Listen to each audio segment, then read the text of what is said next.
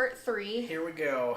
This is where stuff gets kind of ridiculous and we have to make some hard choices and some hard decisions. And it really is gonna, like, spell death for us at this point. I mean, we thought it was bad. No, it gets way worse. Surprise, It's October at this point. And October was a really tough month on us. That was... Yeah. It pushed us hard. It pushed us far. And it's like, October's usually like our favorite month. Not this year. We've been driving Uber, and Uber is the only thing that's keeping us afloat right now. Well, we moved from Idaho, and our car registration was good until the end of September. October 1st rolls around, and we've got to get that car registered here in the state. So we thought, no big deal. We looked it up online. We tried to use their calculation thingy. Sort of came up with a number. We were expecting, I don't know, maybe like $125 to get our car registered. Which is more than Idaho, but we're like, okay, you know, of course it's going to be a little bit more here, like... But the car's new, so we don't have to do emission testing yet. Mm-hmm. And so we're like, okay, that's cool. At least we don't have to pay for that. We don't have to worry about those expenses. Yep. So we're like, no big deal. We'll just like, it's going to hurt. It's going to suck. Oh, well. But how much does it cost? Doesn't matter. You need it. So we want to keep that income coming in. We got to do it. Yep. And at the same time, you needed your driver's license because... I was trying to go back to school and I needed that. Correct. So we needed that to prove our residence here. Yep. So that she didn't have to pay 3 times the amount for out-of-state tuition. Oh my God. Yep. So we had to go get her license. That was something that popped up. And so we decided to just get them both done in the same day. We arrive at the MVD, I think is what they call it, the Motor Vehicle Department. Yeah. It's so weird. It's the DMV. Okay. Department of Motor Vehicles. Like that's what we grew up with, but okay, whatever. Actually, it's really common around a lot of the other states. Most of them say DMV. Well, not here, so. Even in the movies, they say DMV. So it's DMV. We go there, we have to wait in like 3 different lines. That was an experience of its own. It's really long, really ridiculous here, but we finally get up to registrar person. She's like doing this calculation thing. She's like, okay, so it's going to be like, it was close to $400 all said and done. So she said, look, so the license is only going to be like $30. We're like, oh, okay, sweet, cool. That's easy. Like, that's not a big deal. That's like cheaper than Idaho. A little bit. Yeah. Just a little bit. I think it's 35 or 40 in Idaho. Yeah. So we're like, okay, no big deal. And she's like, hey, and then with the registration and the license, it's going to be $325. And we were like, I'm sorry, what? You want how, okay, and how much is that? How much is the vehicle? And she's like, oh, it's $280. Unless you want to do it for 2 years, then it would be $430. Oh my God. We both turned into ghosts at that moment and just let our souls rise to the sky because we died. That's all we had in our account. That was literally, it took everything. And that money was squared away for rent. So... Well, do we want to keep eating? We've got to pay for this because our main vehicle is this vehicle. It's the best, most fuel-efficient vehicle. We essentially weren't even driving our newer vehicle because it didn't get as good of gas mileage, so we were going to use the fuel-efficient one, and this is the one that needed registered. And we did not want to risk riding it around here. I know that people do some sketchy stuff, but I don't get away with those things. I don't want to get pulled over. But we're going to end up with a ticket, and that ticket's going to be more expensive than that registration was. So we're like, we're just going to have to do it. I just sat there, and I just kind of like dead-faced you, and I was just like, well, let's pay it. And you just looked at me and you're like, are you sure? And I was like, what else are we going to do? And the lady was just kind of like looking at us and I'm like, yeah, it costs a lot. Like, what's wrong with you? So we slide the card and I'm immediately like sick to my stomach because I'm like, hey, that's taken care of now, but how am I going to pay for rent? Also at this time, we had not paid our car loans, both of them from the month previous. And so there was that little worry going in my head that I'm like, they may repo this vehicle. Well, we weren't quite to that time yet. Yeah, but I was really nervous about it. Like we weren't not in danger. In fact, we did not even ever get close to the point where they said that they were even going to, which like, thank God for that. But I was so paranoid because I was like, oh my God, like if we're even remember that one day where we heard alarms going off in the morning and we're like, oh my gosh, someone's car's getting towed. And you got dressed, I got dressed, you ran outside. I did. And I was so thankful to see both the vehicles there and everything was okay. But I was like, the vehicle really did get towed. It really did. And we were like, oh my gosh. Like that was such a like, oh, Because we're like, okay, Close like, call. we need both vehicles. Like, how are we going to do this? Yeah. Both car payments are behind. They're coming up really due again. And so we have to make the payment before the 30 days. And we just had the car registration that pulled all of our money. And we also have to pay for rent. We can only go negative into the account so far. So how are we going to do this? So we had a choice. We were either going to pay our vehicle or we were going to pay rent. And on this particular occasion, we actually decided to just go ahead and pay our vehicle because we figured the only way we were going to get money for rent is if we have the vehicle. So we paid the vehicle, and that took everything else that we had. Everything that was slated for rent was gone in an instant. The vehicle was okay. Everything was good. But there's no rent money. And in Arizona, the patience that they have for getting their money is like non-existent. In Idaho, you can be late on your rent. They will deal with you the entire first month, and it's not until you literally reach a whole month being late that they even consider doing an eviction notice. And at that point, they still have to give you an additional 30 days notice to vacate. And if you pay it, you don't have to leave. It's not like that here. Here, within 5 days of not paying your rent, they will send you to court, and they will win, and you will lose your apartment, and you still have to pay off. Like, our lease here says that if we get evicted or if we leave early, we have to pay the remaining amount of the lease, or we can buy ourselves out of the lease, but only if we're leaving of our own volition. If they evict us, we still owe them all the money they would have made in the 13-month lease period, which is thousands and thousands of dollars. So we were just kind of crapping our pants because this is a huge consequence that how do you deal with that? Well, and then we're like calculating out like, okay, say we get evicted, right? Where are we gonna get a U-Haul? We don't have money. Like, our stuff's still here. So we would just lose everything. Everything would be gone. The few items that we actually have left from our move would just be gone. We'd lose it all. So we were going to just live in our cars. That was what we were going to do. Like, if it came to it, that's what we were going to do. So it was a really, really tough Well, and then the other time. thing is if you get evicted here, they wreck your credit. And in order to get another apartment, you have to have good credit and not have any evictions on your record.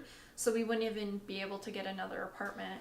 If you have an eviction, there is no home for you. They will not rent to you. Your only option at that point is rent to own, and that's a joke. So it's so expensive. And it's so unaffordable. And especially if you've been in that situation where you're probably not doing well financially, now you can't even get an apartment. That's a huge reason why there's like such a huge populace of homeless people here, is because there's no way out at that point. Like, what, are you going to be homeless for 7 years and then try again? Yeah, that's going to work great. Yep.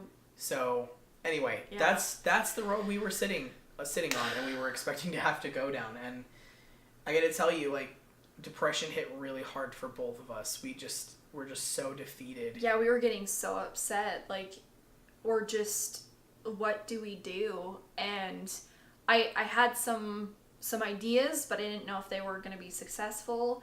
But thankfully, like, we ended up like having a talk one day, and I was like, like, where are you at with resumes and interviews and like what's going on with that? And we decided to do a little bit of like reconnaissance, and we ended up going back through his resume and his cover letter and editing them and just kind of changing them. I was like, you've got a lot of stuff on here, maybe shorten it down. Maybe it's too much for them to see and to look at. It's too polished.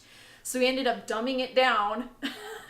You guys, this makes no sense. It was dumb. My resume was so professional, so well done. So, like, my verbiage was just precise. It was just so on point, and it was too perfect. It was too perfect, and so no one was replying to it, and it's ridiculous.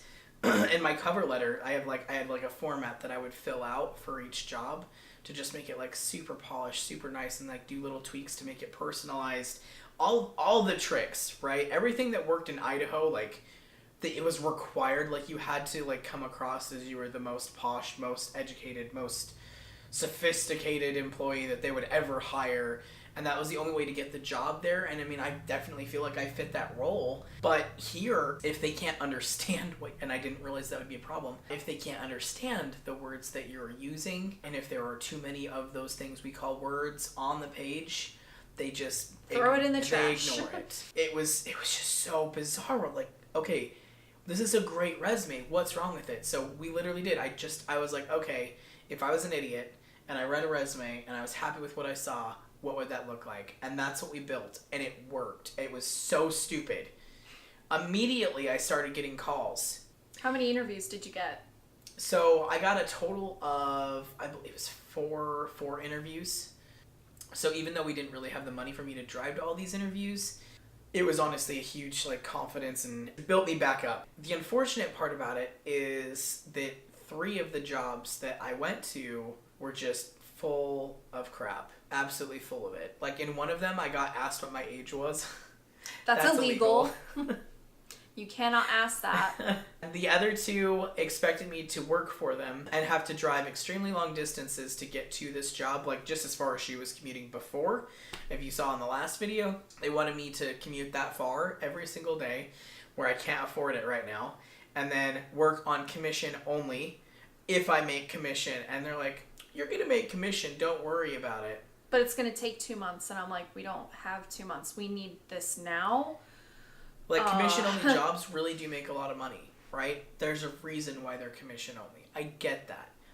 But the time that it takes to get good enough at whatever it is that you have to be commission-only at is time that we did not have to spare. No.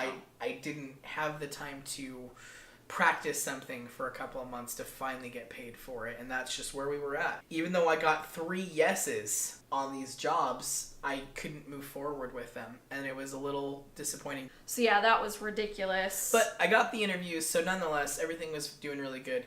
The trick to getting a job here in Arizona is actually watching and looking for actively job fairs. Job fairs is where it's at. This is how to, if you need a job immediately, there's going to be a job fair that week. I almost guarantee it. Or on the weekend. And I was such an idiot because I missed out on 2 really awesome opportunities to hit job fairs with their, they were going to have like over 50 different places looking for people. And I'm like, that's a really good opportunity to finally get a job. And we kept having things happen. And so I kept having to be away from the house or doing other things at that time instead of being there at the job interview. Like, I had to take our vehicle in because we had an issue with our car all of a sudden. Like, both vehicles. Both vehicles, yeah. We got a flat tire in our one vehicle that we don't drive a ton, which we were like, okay, thank you. Got a huge nail in it. I was like, what the heck did I do? So then we had to pay for that. And so this is what happens, you guys. I literally drive our vehicle into the dealership, the Jeep dealership, and I drive it into them, and I ask them how much it's going to be for them to fix it. And I didn't have the money at that time, and I was like, is it okay if I pay at the end? And they're like, of course, that's what you always do. And I was like, cool. I'll be back by the end of the day. So I took the other vehicle, I took Erica to work, and I went and Ubered my butt off so I could make the money just to pay for the flat tire to get fixed so that we would be okay. Like, because we needed both vehicles. You were having a job interview the next day or something like that. Like, we needed both vehicles. Yeah, you did. You had the job interview the next day. Yeah. For the one job. Yeah, so it's like, we see a problem, we come up with a solution, and we just do it. Well, we just have to. Like, you just do what you have to do. So that's what we ended up doing. Just so much stress. So much stress that was going on. It was just crazy. I finally find an open house for interviews for a specific company. It was on Halloween. Yeah, it was on Halloween. Yeah, it was on Halloween. It was on Halloween. And so I had to do this typing test and this intelligence test to see if I was smart enough to even have the job. And I was like, that's new. It was weird, but I was cool. Like, it was good. I aced it, so that's good. Yeah, they were really impressed. I was a little nervous. Yeah, she was that. like, "Oh my god, you passed with flying colors." I was like, "Yes." I needed that right now. If you were told me I was like, "No," I'd be like, "Okay, I'm just gonna go die in your parking lot real quick," because things aren't going so well right now, guys. I was praying all day too at work. I was like, "Please let this be what we need right now, because I don't know what else we're gonna do." Like, so it was just a crazy time, but I ended up doing 2 different interviews that day, and they made the lady really wanted me to stay for the second interview, so I had the car because the other vehicle in the shop, tire literally being worked on. It was the same day I had to go do my interview. It was the same day because I had the car and you didn't have it, and the other vehicle was in the shop. So that was the day. That's how it happened. I got a second interview, but I had to wait a really long time for it. So you were off of work for like over an hour. I just sat outside my work, just chilling, taking snapshot pictures of me being a pirate for the day. That's why I remember that. Yeah. So I'm like, okay, you know. But yeah, and I got my second interview, and they were like, "Yep, we want to go ahead and hire you," and I was like, "Oh, thank you, God." And it was like, they were like, "It's a sales position," and I was like, "Okay, like I'll deal with it," because I'm just like, I'm good. I'm good at sales. I hate it though. I hate it so bad. Anyway, so I was like, I'll deal with it. I don't even care. Like, I'm done being picky. I'm done. And so they're like, you start the 5th of November. And I was like, cool. Remember the 5th of November. It's the day I got a job. So that was great. And so we were kind of like blissfully, we got the vehicle out of, like, we were able to pay for the vehicle, the flat tire. We were able to take care of that. Yeah. We Ubered like crazy. We ended up taking our other vehicle in so we could have the check engine light checked, and it was like, luckily it was under warranty, so that was good. The day I start my job, it's a Monday, it's November the 5th. Our rent was due the 1st. They let us go to the 3rd. I called them and I let them know our situation, because you always want to communicate with your landlord or your management property that what's going on, and they thankfully were very, very kind, and they completely understood. And so like, well, we're actually not going to put out the final notices until like 5 days. So you can go past the 3 days and we'll do it on the 5th day. And we're like, okay. Sebastian's got his job there, and I got a thing in the mail where we could get a loan through a company that we had gotten a loan through previously and had paid off. And so we're like, okay, you know, didn't want to do this. We don't want to, because we understand the interest rate. We've had this loan before. It absolutely killed us before, but we need this to at least pay rent. And if we lose our house now, all of that hard work in the last 2 months has been for nothing. I know that they say they need a first paycheck. What if we take them like a salary requirement of what you're actually going to be making? Maybe a job offer. Maybe they'll accept it. So we go in there, you know, just praying, and we get in there, and we sit down for 30 minutes, and deny. It was a no, and that was. We're like, okay. Not surprising. I'm like, our credit was direct because we were late on our credit cards. Made sense. I was just really hoping. Because I didn't know what else to do. Because we knew that we wouldn't have to pay on the loan for like 2 months. That's how like this company works. And so we knew that would be enough time for us to get, because like I just started the job, like to recoup and actually be able to pay that off. But it was a no. And so we were like, okay. That was our last option. We came home and I looked at Sebastian and I was like, this is it. We failed. And we finally had our first real conversation about what are we pursuing bankruptcy and what we were going to do. What are we going to do? And that was a really scary day. That was a really sad day. Like, that was a tough day. We made a list of all the stuff that we could afford to sell. It's not like we really wanted to sell, but we had to. It was like, would you rather keep your apartment and lose your stuff, or lose the apartment and your stuff? So we decided the stuff had to go. And we needed to sell it quickly. Yeah. And the most valuable possession that we had at the time was our beautiful couch. That we had just bought, and we had purchased it on a credit card. Yep, because we were like, oh, you know, we'll put it on a credit card. It was when we were doing really well, and so we wanted to put it on the credit card. And we gain air miles. We got 60,000 air miles out of it. I mean, we're being smart, and we'll pay it off on the next check. And we didn't. And then we bought more stuff on a credit card, and we'll pay that off, and then we didn't. Because we're irresponsible. We'll make it up later. You know, it was always later. Well, this couch, like, very good care of our stuff, and I'm really thankful for that. And so it was we left the tags on it for some reason. I don't know why we did. They hid behind one of the cushions really, really well, but the tags were still on this couch. And honestly, for this space, it was a bit big, and it wasn't as comfortable. We didn't like it as much as we did, and so we're like, you know what? I wouldn't be so upset if we lost it. And we need it, and maybe somebody else could use it more than us. Yeah. So I took some really good pictures and I posted it, and it took a really, really, really long time for it to sell. You know, you networked at work trying to see if someone wanted to buy it. I'm all like, I posted it. I'm like, you said you were moving, right? I was like, you need a couch? And they're all like, yeah. And I was like, check out my couch. And I was like, here you go. They're like, oh, that's a bit big and that's a bit much. And I'm like, damn it. And that was probably the biggest issue that that was always the answer. it was too big. And we're like, yeah, we know. Like, we can't even get around it to get to our sliding glass door. We know it's huge. Like, yeah, like it was right to the edge of our carpet in here. Like, it took up a lot of the space in here.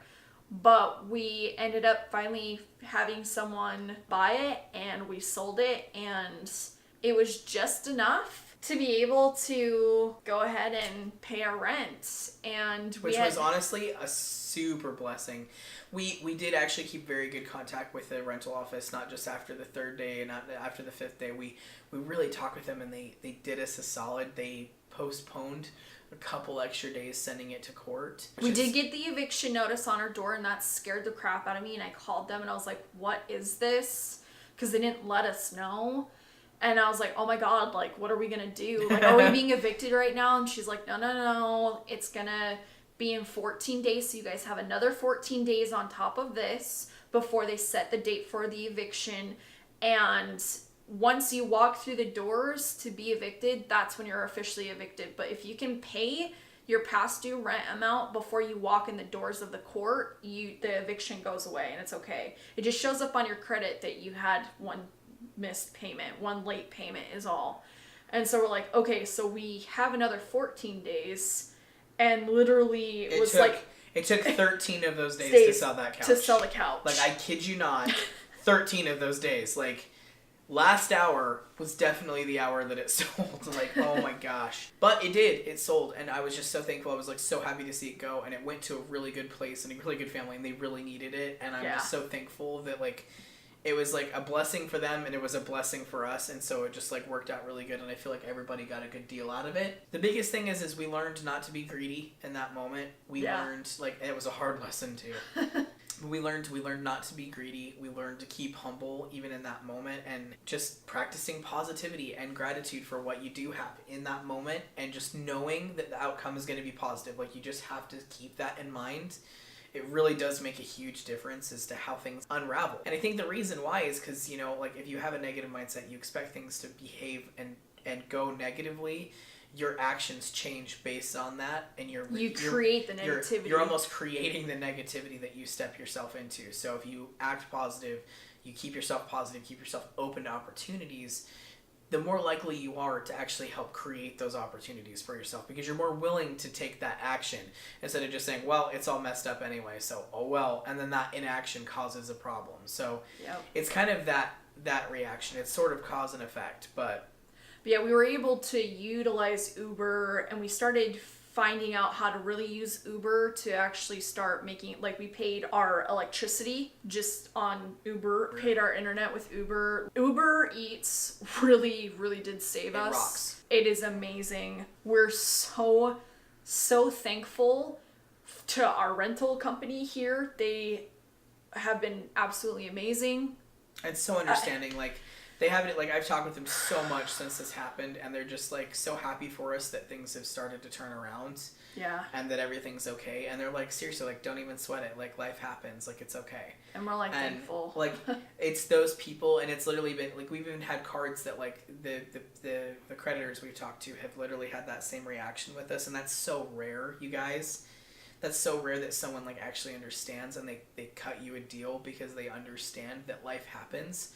And it's like, we've been so consistent. Like, we've never been late on rent before. Not once in our lives. Not once together. Ever. Like, no matter what the situation was. It's always just been taken care of. We've always taken care of it. And, like, we've never been late on our cell phones. And we had to be late on our cell phones for the first time. And that was weird. Like, but we didn't have any penalties, consequences, so that was good. But yeah, it was rough. It was really rough. It has been really rough just, like, working through this. Like, not everything is perfect at the moment. But we've definitely had our ups and our downs. We've had our good days, and we've had our really bad days. But every day, just, like, working, then doing Uber Eats after getting off work to just try to pick up the pieces from all the stuff that we've done. But we're going to go ahead and cut this here because this video has kind of gone on a lot. A lot of stuff did happen, but we're going to have our last and final docuseries video, part 4, coming up here. So watch out for that. We'll leave a link in the description down below and also a card so you guys can check that out, the next part.